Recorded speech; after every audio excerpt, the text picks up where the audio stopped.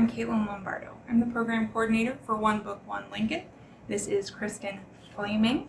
She's from Mourning Hope, and we're here to present a program on Dear Edward by Ann Napolitano. Dear Edward is the story of a 12-year-old boy before and after he is the sole survivor of a plane crash. Tragically, his father, mother, and brother perished, so he goes to live with his aunt in Colorado. We follow Edward's healing journey, including a trip to Congress where he meets one of the victims' widows, and the discovery of hundreds of letters from victims' family members. So, Kristal, let's start with some experiences in education that you have that lend expertise to the topic. Sure. Well, I'm a licensed mental health practitioner, and I do some specialization in trauma and grief, and I work primarily with young adults. So it's kind of a perfect storm in relation to the book. Right up your alley. Okay. So Mourning Hope's main message then is that no child should grieve alone. What does that really mean in practical terms? Sure. No child should grieve alone really speaks to the loneliness and isolation that comes with grief for kids. A lot of kids who experience a death loss, they also then have adults in their life who are significantly grieving. So if a child loses a parent or a sibling, those adults in their life are in some deep grief. And so they can feel, not that they are, but they can feel a little bit unacknowledged, or like that's a secondary type of grief. Kids will also sometimes struggle with feeling other when they are going through a grief process. So sometimes they will be the only child in their class who has had a parent die, things like that. And so there's some loneliness and isolation that comes with that. What Mourning Hope hopes to do is just be a place where kids can be really embraced through that grieving process and supported, listened to, understood. We hope to connect kids to other kids who've had a death loss, so that there's some peer support, and then there's also caregiver support for those families as well, so that caregivers can learn a little bit about how to help a grieving child and how to kind of heal as a family unit. Okay. Yeah. And beyond that, I would also say there's some community awareness and education that Mourning Hope does. We are a community of grievers, really, because if we live long at all, we'll experience grief. Everyone will. So grief is connected to love. And so if we can learn to kind of talk about it and lean into it and support each other as a community, then we'll be all the better for it. Love that. Okay, so then talking about acknowledgement, can you talk a little bit about how youth grieving can be acknowledged, and then how it's acknowledged in Dear Edward? Yes. So I'll start with Dear Edward. Initially, the plane crash that he's involved in is so public, and it's such a kind of media fiasco, that his grief initially is responded to with a lot of shock and awe, I would say. And so there's a lot of people looking in on him and kind of talking about him, and even wanting to maybe glamorize his grief a little bit. Like they kind of want to touch him or say they've seen him or take a picture with him, and just kind of this sort of weird outside perspective thing that's happening for him initially.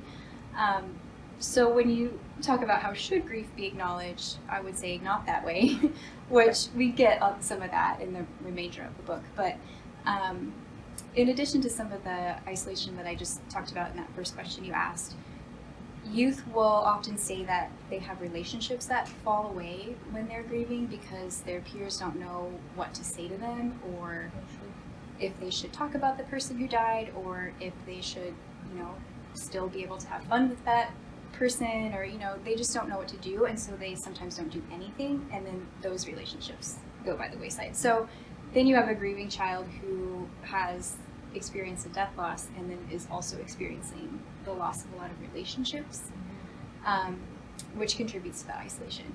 So when you say how should grief be acknowledged, I mean, there are a million ways you can acknowledge grief, and I think it's less important to focus on what exactly to do and just to do something, to acknowledge it in some way to the grieving person. So not, talking about them. If you're asking a lot of people how they're doing, you might as well ask them that question. And just really, it takes some vulnerability, I think, to support a grieving person, because you may not get it right, and it may not be perfect, but it's just important to acknowledge it and to be there for that person. Yeah, sure, to have tried. Yes. So do you think Edward's relationship with Shay is helpful? And then what about the adults in his life, the teachers, aunt and uncle? Yes. What I love about how this book is written is that you see so many people doing what they know how to do when it comes to grief, and some of it is wonderful and some of it is like a misstep, and they're just kind of all stumbling along trying to help him. I love his relationship with Shay. I do think that is a very helpful relationship. There are so many characters in this book that I could talk an hour about it, but one of the characters that I think is kind of just not a main character by any means, but is very supportive to Edward is Shay's mom. And the reason I say that is that she was one of the first people to show up at his door when he arrived, and she, just greeted him and was very honest with him about his circumstance, and then she brought a peer with her, introduced him to Shay, and then she sort of stood back, and I think probably maybe let some boundaries go that she, as a mom, would have otherwise followed up on, with him staying at their house all the time. But she just let that relationship grow and was kind of a steady force behind it. I think she even worked with Lacey to get them into the same class, and just was sort of this, it's a great example of the way a community member who didn't really know Edward before could just show up and do some really helpful things for him. So I loved that she was just this little kind of steady force in the book. The mother that his aunt couldn't quite be, but obviously not replacing the real mother either. That is lovely. So when we think about the letters then that are kind of the crux of this book, do you think that those helped, or were those kind of bringing back all these people that I don't remember on the plane? Because his meeting with Mr. Cox's widow at the congressional hearing, that was kind of jarring to him, but then the letters kind of followed that. What do you think of that? I loved the letter addition to the novel. I think it gave it, for two reasons. It gave it a lot of depth towards the end, but it also provided Edward with a way to make meaning out of his grief.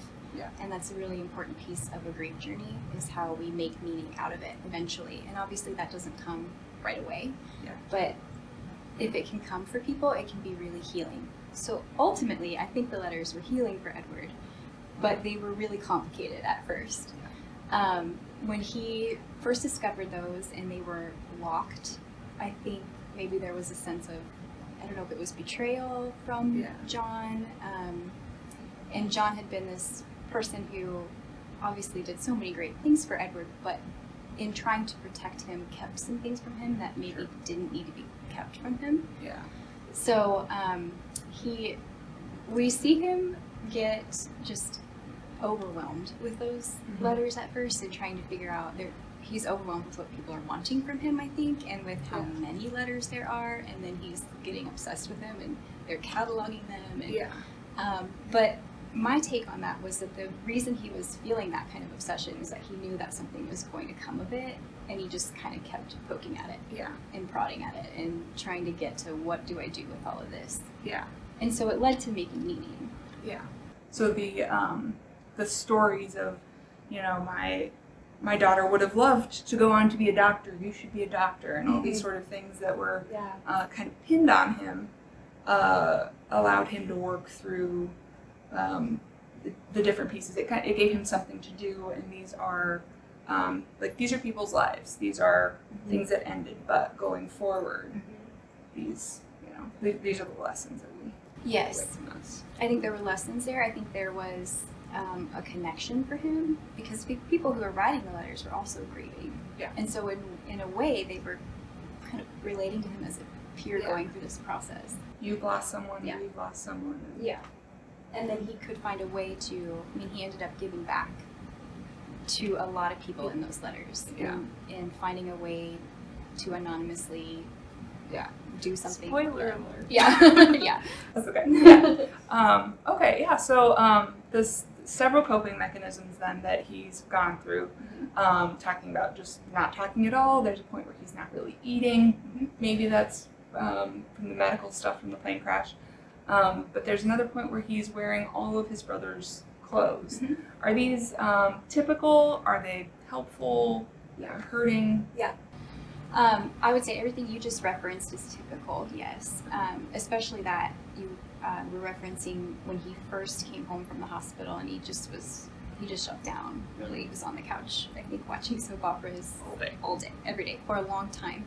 And with that type of grief where you lose everyone, literally in his family, that he was in his nuclear family, that would make sense. And he's uprooted and he's somewhere brand new. And I think Lacey and John at that point were just kind of trying to keep him alive, like keep him physically safe, and keep him fed.